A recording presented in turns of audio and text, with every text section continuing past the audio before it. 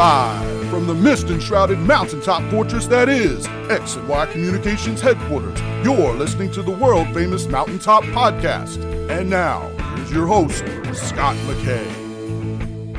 Greetings, gentlemen. Welcome to yet another episode of the world-famous Mountaintop Podcast.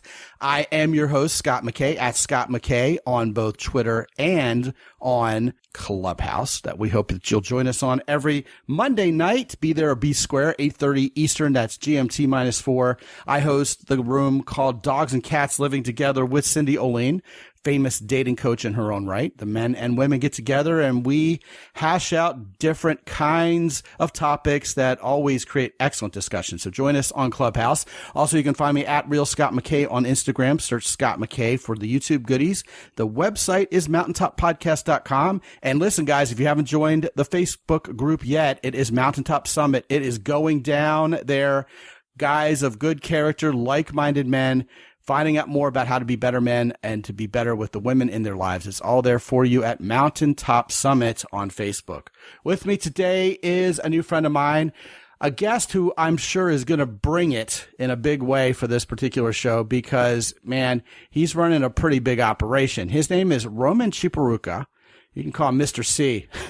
And he is not only, check this out, by the way, this is what he and his wife, Erika, do. They run high-end adventure travel curation for the ultra-wealthy. Okay. And one of his gigs that he has in conjunction with that larger operation is called SpaceVIP.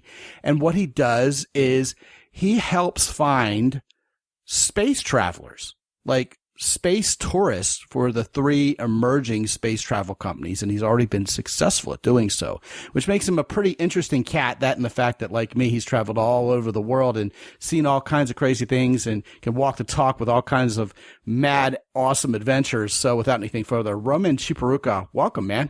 Hoorah. Thank you so much for having me, though. Lately, I've been called Mr. Intergalactic, so you can add that to the repertoire of Mr. C or Roman. Thanks for having me. Great to be here. Has a Beastie Boys ring to it. I have been doing dances to that song, by the way. Yeah, you have to fight for your right to be intergalactic. That's right. Yeah, man. All right. So talk to me about this gig you have. It started out with curating adventures for really wealthy people, which has got to be just a lot of fun. Yeah. Let's start from the top. Yeah, man. And then how did that turn into space travel curation? I'd love to hear the story. Awesome. Well, thanks again for having me. I started Roman and Erika back in 2009. I actually met Erika working at a super fancy New York City travel agency. And we realized fairly early on that these ultra high net worth individuals needed a larger scope of services just beyond travel. Think of it as one touch point for any lifestyle and leisure needs. So we left and started our own shop and called it Roman and Erika because, well, at the end of the day, we probably lack originality. And Ben and Jerry's didn't think that they would be a multi-billion-dollar corporation all those years ago. So we started a business where the goal was to charge an annual retainer and to do anything and everything for our clients as it pertains to their lifestyle and leisure. So think of us as a blend between a really well-connected concierge, a top-level travel advisor, and a personal assistant all rolled into one. So that was the genesis of my career in hospitality or meaningful hospitality. And about 3 years ago, so in late 2018, I was approached by a private space company who said to me, "We hear, Roman and Erika, that you work with the ultra high net worth." And I said, "In fact, you hear correctly." And then they asked us to help us promote missions to the International Space Station for a 10-day trip, which has a ticket price of $50 million. And I happily obliged, and it took me 2 years, and late November of 2020 of last year, we introduced them to the third and final private astronaut that's going up on their first mission in January of 2022. So probably about four more months, and they'll be going up there. And that's how I got into all space related and space adjacent activities, and why I'm speaking to you fine people today. Yeah, right. Now, see, if I were to start a company, it'd be more like roaming in Africa instead of roaming in Erika. That would be the story of our journey, which sounds like a lot of fun in its own right. And you've done some of that yourself, have you not? I have, and I actually lived in Africa for some time. We spent quite a bit in South Africa, and I lived in Cape Town for a while because one of our clients owns a safari lodge in the Madikwe Game Reserve, which is about 3 hours from the border of Botswana. Have you been there? I have. I've been to both Botswana and Cape Town. And Yeah. Cape Town, in my estimation, is probably second most beautiful city in the world behind Rio. I rank Rio number one. Well, and any place that has a city and a beach culture is tremendous in my book. Yeah, you kind of can't go wrong. So talk to me about the people you work with. Are they kind of picky and hard to deal with? Or are they pretty much over themselves and down to earth, despite being astronauts? Well, most of the folks that we work with are wonderful human beings. They're certainly demanding, and they have a right to be. But we also at Roman and Erika, we insist on a 3-month trial just to make sure that it's a good fit. We want to ensure that we're working with people that we enjoy servicing, and we want them to make sure that they enjoy working with us. So it's a dual interview. Ah, very good. Okay, so you have curated adventure travel for these folks and presumably much more, right? Do you ever help them find a date? Yes, there have been occasions where someone would call and say, you know what, I'd really love somebody to accompany me to the opera. And we're happy to go to our personal network and make an introduction to two like-minded people. So yes, our parameters is as long as it's legal, we're happy to do it. So if it was a date with certain expectations, then that would be outside of our scope of services, if you catch my drift. Gotcha. Crystal clear. So anyway, on to the meat and potatoes of what we're going to talk about today, I'd like to say, because I'm usually hungry when I do these shows because I'm on a 4-hour keto window. It's funny. I just had a keto bone broth soup, which supposedly has, 1,900 grams of protein. It certainly doesn't feel like it after I slurped it down. And 0 carbs. Yeah, exactly. Yeah, my 4-hour window for intermittent fasting is much later in the day than when I typically do these podcasts, so I'm usually starving when I do these. But the good news is I'm never burping up lunch or anything like that, like I've heard other more slovenly podcast hosts commit on their shows. So hungry figuratively and literally. Yeah, you betcha, man. Right on. Hoorah, baby. All right, man. So what we're going to talk about today is something a little bit fun and whimsical. We have done a couple of futurism shows in the past, and we're going to kind of combine a couple different possible tangents here, a couple angles, if you will, and talk about what it would be like after we colonize space someday to, date and have sex and procreate and have a family. I mean, what is going to be weird about that? What will be business as usual about that? And maybe some other ways we could talk about that that'll be equally fun to discuss. And we're also going to talk about how to be a worldly man. I mean, you have to have your feet on the ground before you can reach for the stars, I suppose. And having worked with people who are uber successful, I'm sure you have a lot to say about both of these subjects. So let's start here on Earth, just for the sake of simplicity. What do you think it is that you have gained the most in terms of understanding people and particularly understanding women as you've traveled the world? I think what I really love about travel is that it certainly humbles you. The things in one part of the world which are acceptable are not acceptable in another part of the world. The example that comes to mind is I remember I was in Thailand with Erika, and we saw all of these posters of Thai men and women, and they were very light-skinned. And when we asked our guide about that, his explanation was, well, everyone in Thailand wants to be light-skinned because if you're dark-skinned in Thailand, you're considered a poor farmer who toils in the fields on a daily basis. Whereas if you're light-skinned, that means you're wealthy and can afford umbrellas and sunscreen, etc. And I just found that so fascinating. Because in our culture, if you're tan, it means you can afford a leisurely lifestyle. So I think it's important to travel the world and get to know other cultures so that we can all be more accepting and less petty, which I think is the problem for a lot of the world's issues today. We're too self-centered, we're too selfish. We're thinking about, my wife, my cow, my house, my money, get away from my children. It's all me, me, me, rather than how can I help you, dear brother or sister?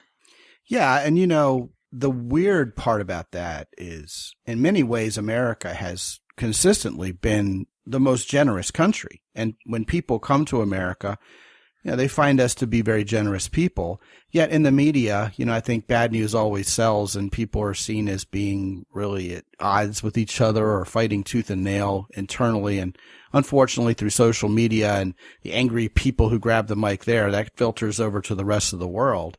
And as I've traveled, kind of to mirror what you said, I've gone places where we've been told here in America they're just evil people and the government is horrible and they're the type of people who just hate Americans, and they've been the sweetest, most generous, hospitable people in the world. Right. And what I've always found consistently, and I've said this before on this show, is the people everywhere are usually spectacular. It's the government that sucks, and culture, right.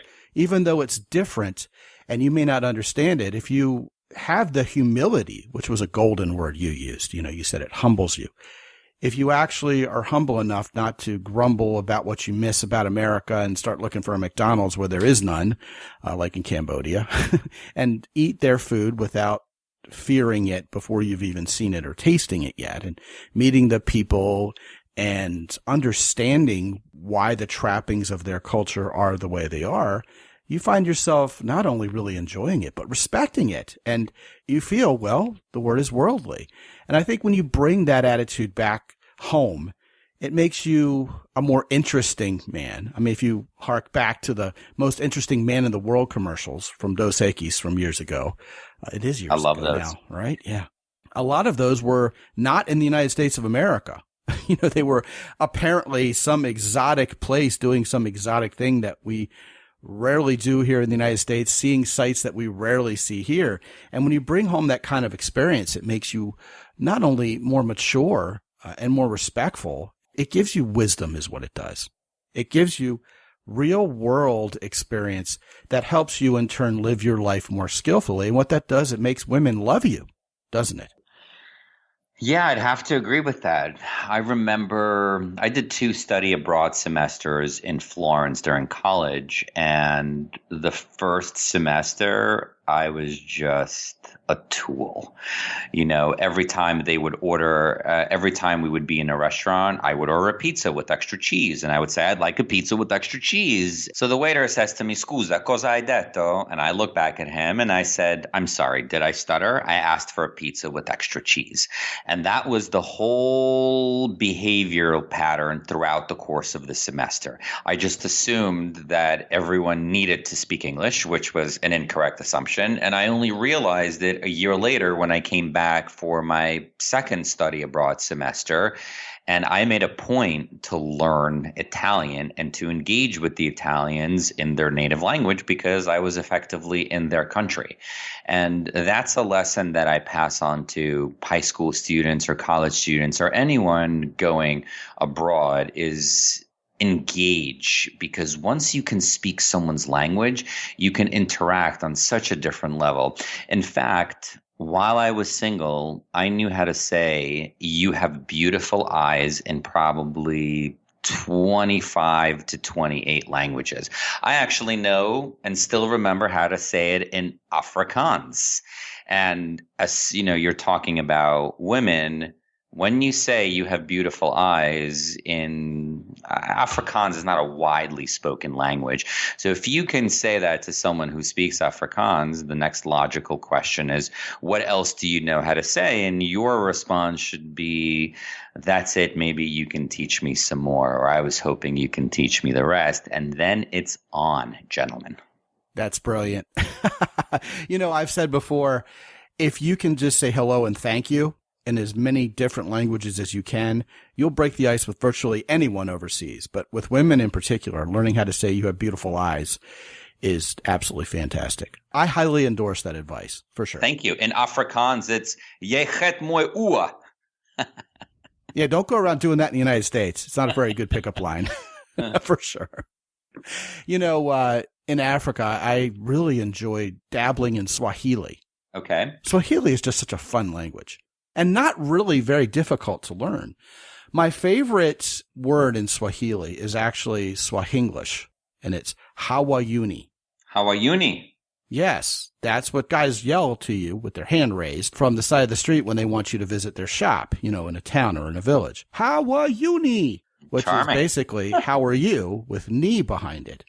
And ni is basically a suffix when added to a phrase means y'all. Y'all? Y'all. Yeah, ni, like hawayuni means you guys over there, how you doing? That's my favorite Swahili word.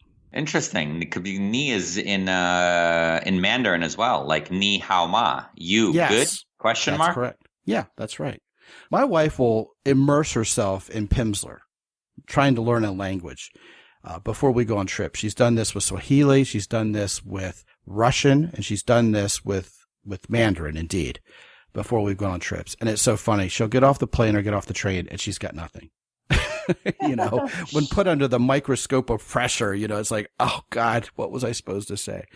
Yeah, you know, we get by. The effort usually matters, definitely. And especially with women. Women find it so charming. I mean, if you go to Central or South America and you start attempting to talk to women, say in Spanish, you know, when you're in Argentina or Chile, and they'll go, ay, me encanta mucho. You know, you just thrill me to no end. And there are so many wonderful ways to say things in other languages that, man, we just miss out on in English. And the more you go learn about those other cultures and how they've evolved and how they do things, you realize, hey, you know what? We got things figured out nicely here in the United States, but there are things that people have figured out in other cultures that really are on another level and a whole lot more fun when we at least give them a try and see what's going on. And meeting people from different cultures, meeting women in different cultures. The one international language above and beyond mathematics, I'm sure, is masculinity and femininity. Women are feminine all over the world and men are men. And I've always been fascinated by that as well. How about you? Yes, indeed. The interaction between the sexes have always been fascinating. You know, we have Trojan War was fought over a woman, and we can go down the line in history. So I think it's important to establish a level of understanding and really think outside of ourselves to be able to be empathetic to one another, not just women, but also to, you know, men to men as well. And it might breed, or hopefully it might nurture understanding and acceptance, and then we can all kind of live as one. And I know that sounds a bit idealistic, but all of the astronauts I've been speaking to in the last 3 years all talk about the overview effect. Are you familiar with what this is? No. Yeah, man, by all means, let's blast off and fly into space here. Talk to me about the overview effect. It's out of this world. Nice. So the overview, sorry, I couldn't help myself. The overview effect is something that all of the astronauts that I've engaged with all speak about. So it's this actual feeling that you as an inhabitant of planet Earth get when you see the Earth suspended in the blackness of space or universe or the cosmos or whatever you want to call it. And you don't see a planet with borders or dogmas or conflicts. You don't see it in the same way that you and I would see it from a Google map, but you see this beautiful blue planet and all you want to do is just nurture it.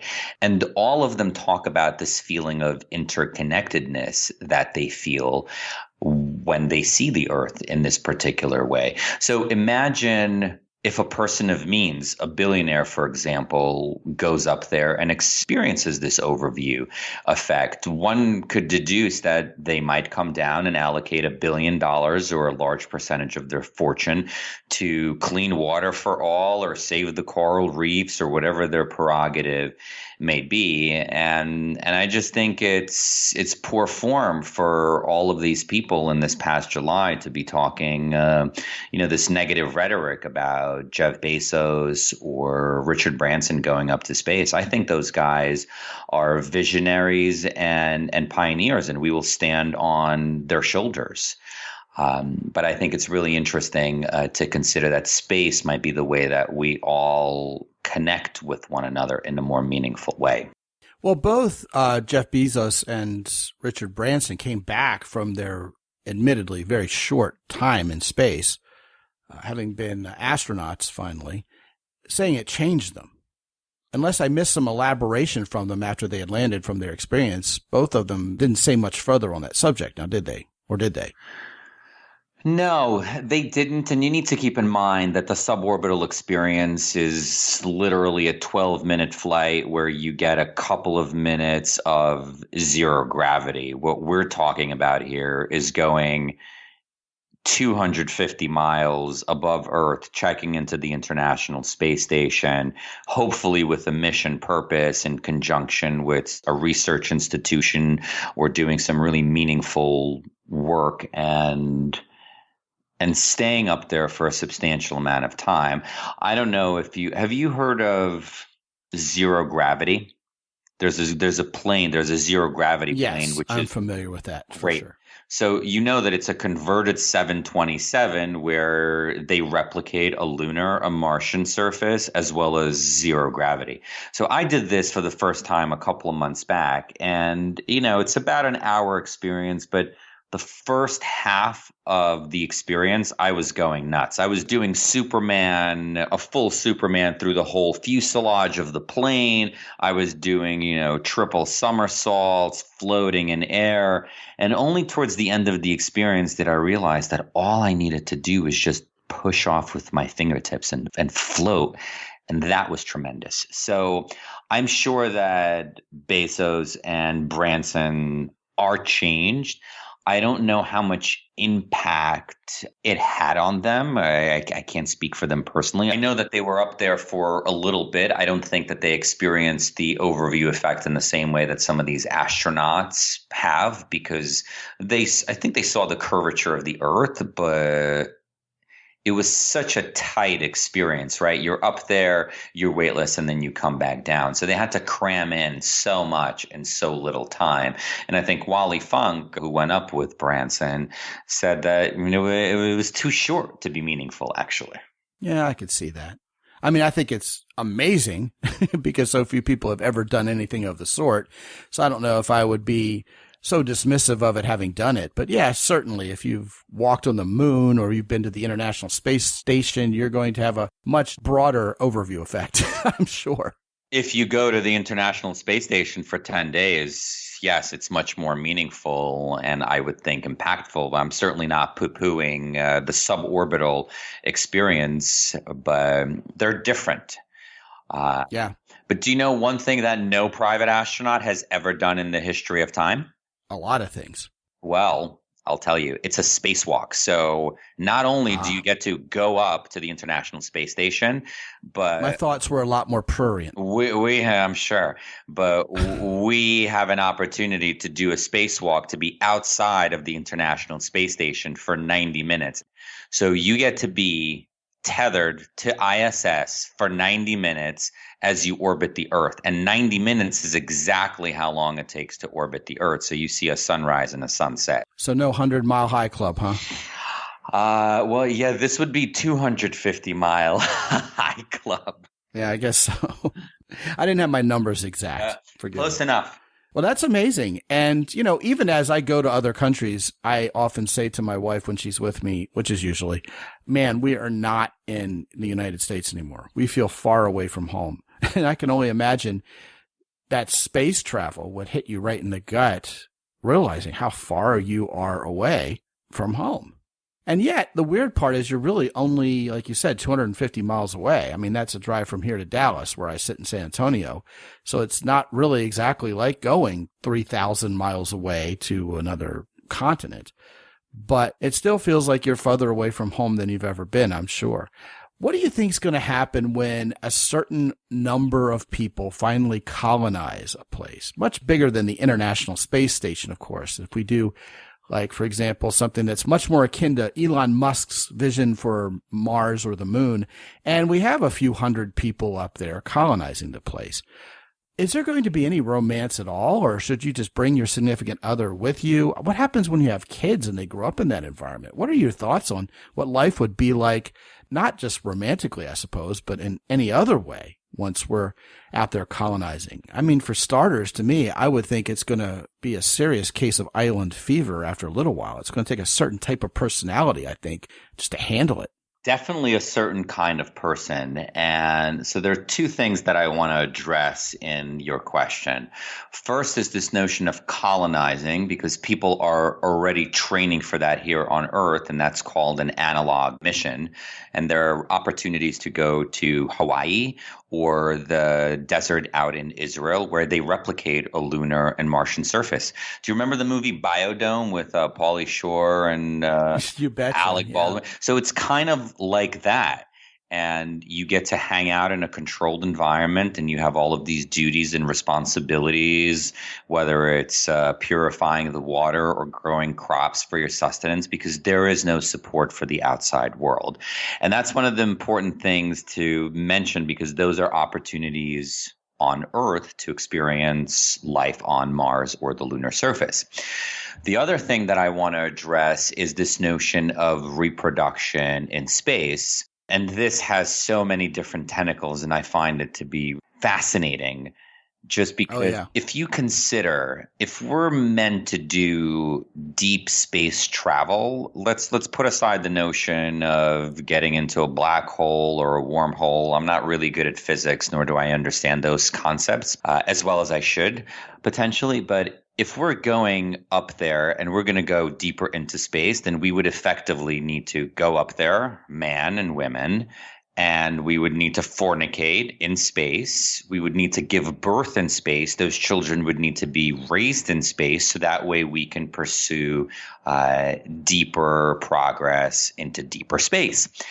And it's been interesting because one of the folks that I'm talking to now who's interested in going up there, he's discussed his mission purpose potentially being human reproduction. And that's been really limited, or the science and the research has been really limited in that sphere, simply because you don't have too many volunteers who are saying, okay, I'm happy to go up there, copulate in space, and then let's see how the gestational period shakes out. The most they've done is they've taken fish embryos and some fruit fly cells up there to see how they would fare, but it's been fairly limited. So this is a really interesting topic that certainly deserves to be flushed out and unpacked a lot further. Can you imagine a time when there are children being born who've never been to Earth? Can I imagine? Yes, but I have a very robust imagination. Well, from a purely societal perspective, I'm thinking more in terms of, say, Logan's Run culture than, say, 2001 Space Odyssey culture here. Instead of it being like a NASA thing, I'm thinking of it being a human thing somewhere along the lines, but we have to contain these people somehow, and everything's going to be in a controlled climate, because we can't just live outdoors in Mars or the moon, And I'm wondering if there are going to be like privacy rooms where people can have sex, or everybody will have their own private quarters, or, if there's only like 100 or 200 people up there, they haven't achieved the Logan's Run thing yet, right? And if anybody's never seen the movie Logan's Run, it's an awful lot of fun. It's a pure fantasy movie where basically the world has been destroyed. It's uninhabitable. They live in a bubble. There's not enough room for everybody. So you have to die on your 30th birthday in this big blaze of glory, literally, this ceremony that they have. And it basically talks about how people try to run away because the rumor is there that the Earth actually is inhabitable, but they're trying to shoot and kill everybody who tries to escape the bubble. And meanwhile, they're having sex and doing all kinds of weird social things, perhaps without the guys shooting each other because they're trying to get out of the bubble. I just picture a culture where we're trying to create a utopia because we have so few people to create it with that, ostensibly it seems like it could happen. And meanwhile, I'm just so sure that the typical catty social troubles will happen and people will start sleeping with each other. And then you can't get away from each other because you're stuck with each other on Mars. Man, it's going to be a really insane thing, probably with a lot of unforeseen results, don't you think? Sure. Yeah. I mean, we're in talks with a company now called Orbital Assembly, and they're in the process of putting together a intergalactic hotel with a lot of private rooms for intergalactic fornication. Yes, indeed. Wow. So lots of other folks are way ahead of us, aren't they? People are thinking about, having condos and hotels up there. It almost reminds me of The Fifth Element with Bruce Willis, where they go to another galaxy for vacation. Do you remember that? Yes, absolutely. Another great example. Flossed in Paradise. Flossed in Paradise. Well, you know what? Unfortunately, time is running short. We could talk about this and have a whole lot of fun. I'll have to have you back on the show.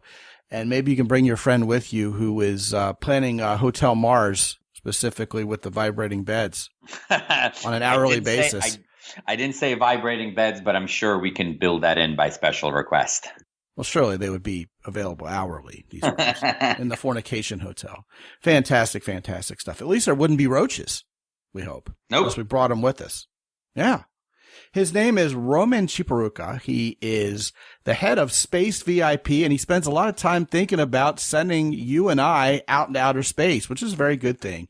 Very interesting cat for sure, as you guys have already found out. What I want to do is send you to a special URL that I've set up so that you can visit Roman's site, which you got to do. It's just big fun. It is mountaintoppodcast.com/space. Because we've never done that before. Now, the actual URL is simply spacevip.com. It's the name of his site, but I set the URL up for you anyway because that's what I always do.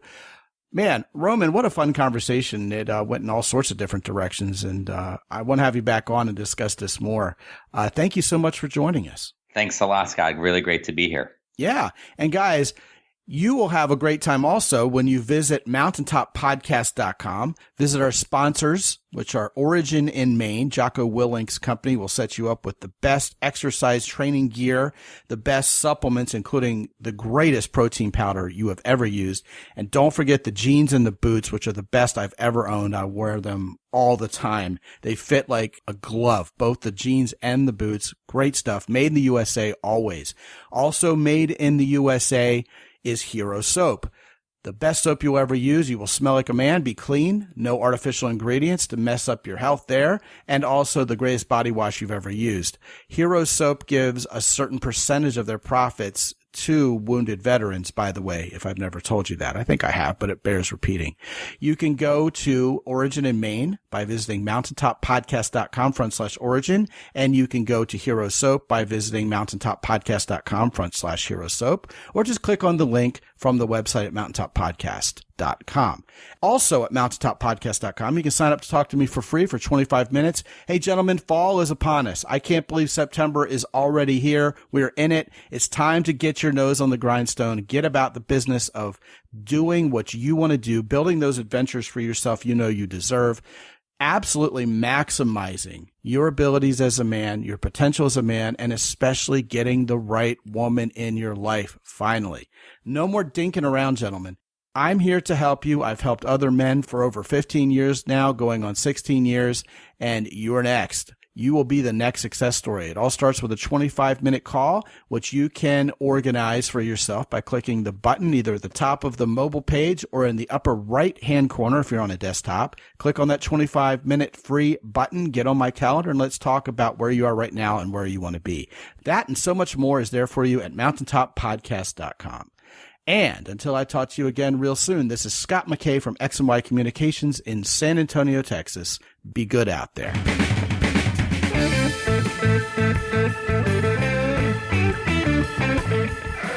The Mountaintop Podcast is produced by X&Y Communications. All rights reserved worldwide. Be sure to visit www.mountaintoppodcast.com for show notes, And while you're there, sign up for the free X and Y Communications newsletter from Ed. This is Ed Roy Odom speaking for the Mountaintop Podcast.